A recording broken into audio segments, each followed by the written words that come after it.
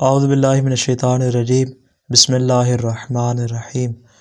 اولاد ہونے کے حوالے سے بیٹا ہو یا بیٹی ہو اسلام میں دونوں برابر شمار ہوتے ہیں، یعنی انسان جو ہے وہ بطور خاص کہ مجھے بیٹا ہی چاہیے یا بطور خاص کہ مجھے بیٹی چاہیے، اسلام اس چیز سے منع کرتا ہے۔ اسلام کے لیے دونوں برابر ہے، چاہے اس کے ہاں بیٹی ہو یا بیٹا ہو، اس لیے کہ اگر بیٹی ہو تو وہ رحمت، اگر بیٹا ہو تو وہ نعمت ہے۔ اسی طرح ان کی پیدائش کے حوالے سے بھی والدین کا کوئی اختیار ہوتا ہے، لیکن بدقسمتی سے ہمارے معاشرے کی صورتحال یہ ہے کہ عام طور پہ والدین کو بالخصوص ماں کو کوسا جاتا ہے کہ تم بیٹی کیوں پیدا کری، تم بیٹا کیوں نہیں پیدا کرے، لیکن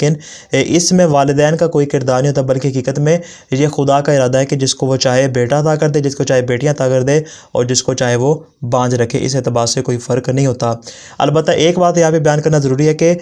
جو حمل کے ابتدائی ایام ہوتے ہیں ان میں خود اس بات کا امکان ہوتا ہے کہ والدین اس بات کی تعین کر لے کہ ان کے ہاں بیٹا پیدا ہوگا یا ان کے ہاں بیٹی پیدا ہوگی، یعنی اپنا جو ان کا غذائی نظام ہے اس کو اس اعتبار سے ترتیب دیں کہ وہ تعین کر سکتے ہیں کہ ان کے ہاں بیٹے کی پیدائش ہوگی یا بیٹے کی جنس کی اعتبار سے وہ دونوں انتخاب کر سکتے ہیں۔ بعض یہودی حضرت رسول خدا صلی اللہ علیہ وسلم کے پاس ہے اور کہا کہ یا رسول اللہ، ہم آپ سے ایسا سوال کرتے ہیں کہ جس کا جواب سوائے نبی کے اور کوئی نہیں دے سکتا۔ سوال یہ ہے کہ جو اولاد ہوتی ہے کیا وہ باپ کی شبیہ ہوتی ہے یا وہ ماں کی شبیہ ہوتی ہے؟ تو رسول خدا نے ارشاد فرمایا کہ مرد کا جو مادہ منویہ ہوتا ہے وہ سفید ہوتا ہے اور گاڑھا ہوتا ہے، جبکہ عورت کا جو مادہ منویہ ہوتا ہے وہ زرد ہوتا ہے اور پتلا ہوتا ہے۔ پس اگر دونوں آپس میں ملیں، اگر تو مرد کا مادہ عورت کے مادے کے اوپر غالب آ جائے تو بیٹا پیدا ہوگا، اور اگر عورت کا مادہ مرد کے مادے پر غالب آ جائے تو اس صورت میں بیٹی پیدا ہوگی۔ لیکن جب تک یہ غلبہ نہ ہو اس سے پہلے جو بچہ ہوتا ہے اس کی جنس سے متشابہت معلوم نہیں ہوتا کہ آیا وہ بیٹا ہوگا یا پھر بیٹی ہوگی۔ تو غذاؤں کے حوالے سے والدین ایسی ترتیب بنا سکتے ہیں کہ جس کے ذریعے وہ اس بات کا امکان بڑھا سکتے ہیں کہ ان کے ہاں بیٹے کی پیدائش ہو یا ان کے ہاں بیٹی کی پیدائش ہو۔ احادیث میں اس حوالے سے جو امور بیان کیے کہ جن پر عمل کر کے انسان اس بات کا امکان پیدا کر سکتا ہے کہ اس کے ہاں بیٹے کی ولادت ہو، سب سے پہلی چیز ہے بند گوبھی کا استعمال کرنا۔ امام صادق علیہ السلام ارشاد فرماتے ہیں جو شخص یہ چاہتا ہے کہ اس کا مال بھی بہت زیادہ ہو اور اس کے بیٹے بھی بہت زیادہ ہوں تو اسے زیادہ سے زیادہ بند گوبھی کا استعمال کرنا چاہیے۔ البتہ ایک دوسری روایت میں اس کی علت یہ بیان ہوئی چونکہ بند گوبھی کی تاثیر گرم ہوتی ہے اور یہ نرم ہوتی ہے، اس لیے یہ بیٹے کی پیدائش میں مددگار ثابت ہوتی ہے۔ دوسری چیز ہے بارش کا پانی استعمال کرنا، کہ جس کے متعلق حضرت رسول خدا صلی اللہ علیہ وسلم ارشاد فرماتے ہیں کہ اگر عورت بانجھ ہو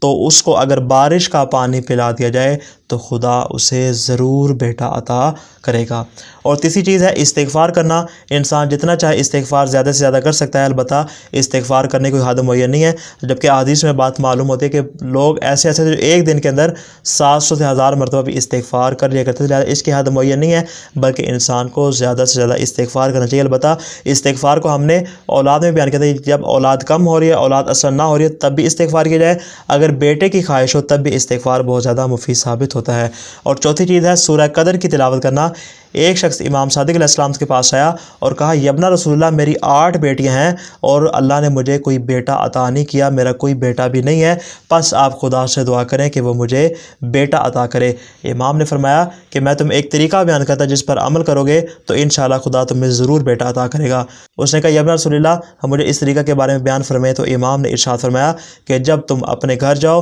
اور اپنی زوجہ سے قربت کا ارادہ کرو تو اس کے دونوں پاؤں کے درمیان میں بیٹھ جاؤ، تو اپنا دایاں ہاتھ اس کے دائیں پہلو پر رکھو اور 7 مرتبہ سورہ قدر کی تلاوت کرو، اس کے بعد اپنی زوجہ سے قربت اختیار کرو۔ پھر تمہارے پاس اس بات کا اختیار موجود ہے کہ اگر چاہو تو خدا تمہیں بیٹی عطا کرے اور اگر چاہو تو خدا تمہیں بیٹا عطا کرے۔ پھر آپ نے ارشاد فرمایا کہ جب حمل ٹھہر جائے تو اس کے بعد پھر تم کیا کرو، اسی عمل کو دوبارہ انجام دو، یعنی اپنے دائیں ہاتھ کو اپنی زوجہ کے دائیں پہلو پہ رکھو اور 7 مرتبہ سورہ قدر کی تلاوت کرو۔ وہ شخص کہتا ہے کہ میں نے حکم امام کے مطابق عمل کیا اور خدا نے مجھے پے در پہ 7 بیٹے عطا کیے، اور یہ عمل میں نے فقط ایک دفعہ انجام نہیں دیا بلکہ جب بھی مجھے اولاد کی خواہش ہوئی اور بیٹے کی خواہش ہوئی میں نے اسی عمل کو انجام دیا تو خدا نے مجھے مسلسل 7 بیٹے عطا کیے۔ اس کے علاوہ نماز جمعہ کے بعد 2 رکعت نماز جو ہم نے گزشتہ ویڈیو میں بیان کی تھی، 2 رکعت نماز پڑھنا اور رکوع سجود میں وہ طویل دعا پڑھنا، یہ بھی اس مقصد کے لیے بہترین ہے۔ اگر انسان اس عمل کو انجام دے تو اس کا ضرور بیٹا ہوگا۔